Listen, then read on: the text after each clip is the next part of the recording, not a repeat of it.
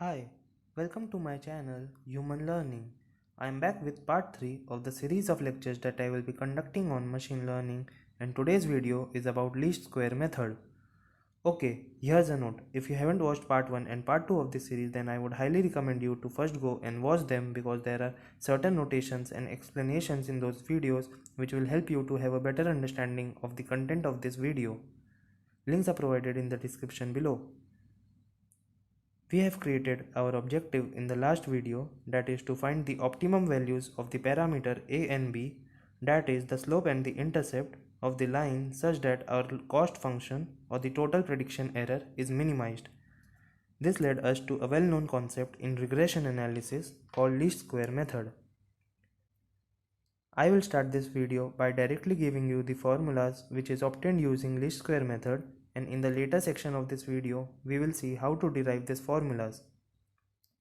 See, I am doing it this way so that you don't get messed up too much into the mathematics and you just get the gist of how to use these formulas into real life applications, which is more important. So, the optimum value which is obtained for the parameter a is summation I equal to 0 to n minus 1 xi minus x0 into yi minus y0 divided by summation I equal to 0 to n minus 1 xi minus x0 whole square. Okay, don't be frightened by having just a glance at this big formula. I will explain in a step-by-step manner using a solved example how to calculate the value of parameter a using this big formula. Just note one thing here, that the term x0 present in this formula is the average value of the independent variable x and y0 is the average value of the dependent variable y. Here capital N is the total number of samples in a dataset, and the value of the parameter b will be given by y0 minus ax0. This is a simple formula to remember. Now, without wasting any further time, let us quickly solve an example. We will take the same example which we have been dealing with in our previous videos. Here we have 5 samples. Therefore, the value of n is 5. Now let us calculate the average of the values of x. For that, let us calculate the sum of all the values of x.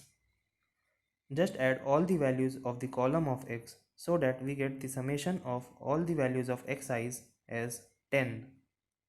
Therefore, using the formula for x0, we will get the value of x0 as 2.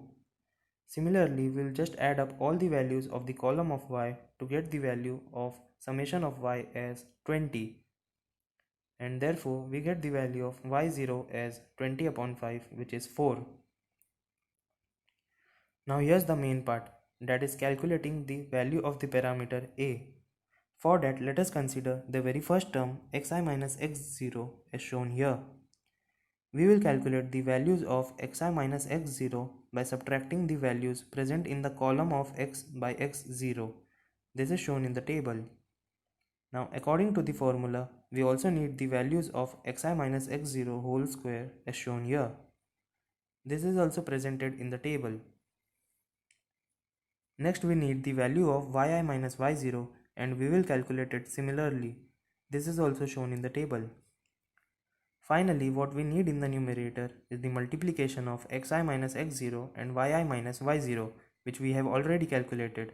Just multiply both these terms and we'll get the value of xi minus x0 into yi minus y0 as shown in the table.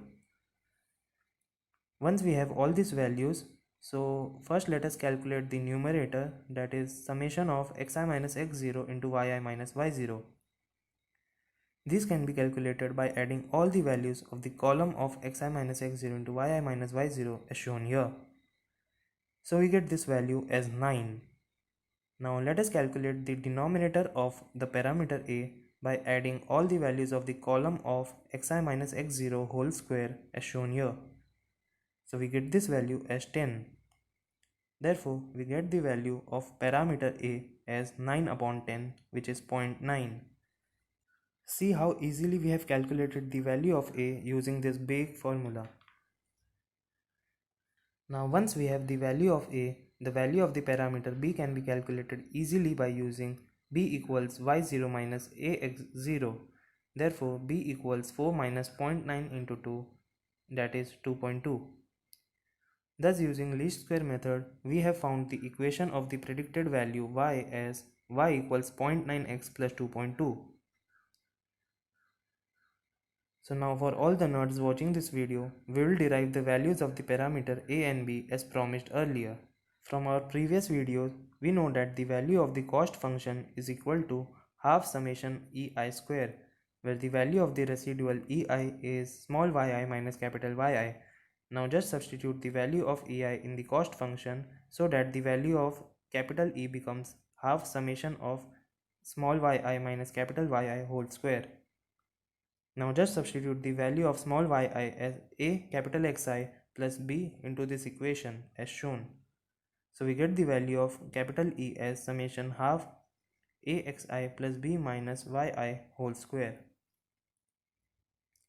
Now our goal is to minimize this error, or our cost function is now the function of a and b, and therefore if we want to minimize it, it is possible only when the partial derivative of e with respect to a and the partial derivative of e with respect to b is 0. That is, del e upon del a equals 0 and del e upon del b equals 0. So let us first solve step by step the equation del e upon del a equals 0. For this, we will consider all other terms other than a as constant. In the first step, let us substitute the value of e as summation half axi plus b minus yi whole square. We can also take this derivative inside the summation to get summation I equal to 0 to n minus 1 del upon del a of this entire term equals 0. Now when we will differentiate this term with respect to a, we will get half into 2 times axi plus b minus yi times xi. I have just differentiated the term axi plus b minus yi whole square with respect to a. This is simple differentiation and not too much of complexity is involved here. Now when we will multiply xi with the terms inside this bracket, we get summation I equal to 0 to n minus 1 axi square plus bxi minus xiyi equals 0. This can be rearranged to get the following equation. Next we will solve step by step the equation del e upon del b equals 0. First substitute the value of capital E equals summation I equal to 0 n minus 1 half axi plus b minus yi whole square. Again taking the derivative term inside, we get the following equation.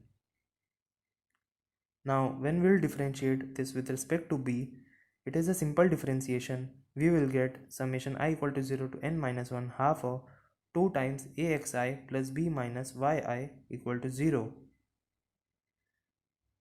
So finally we will get the following equation after rearranging.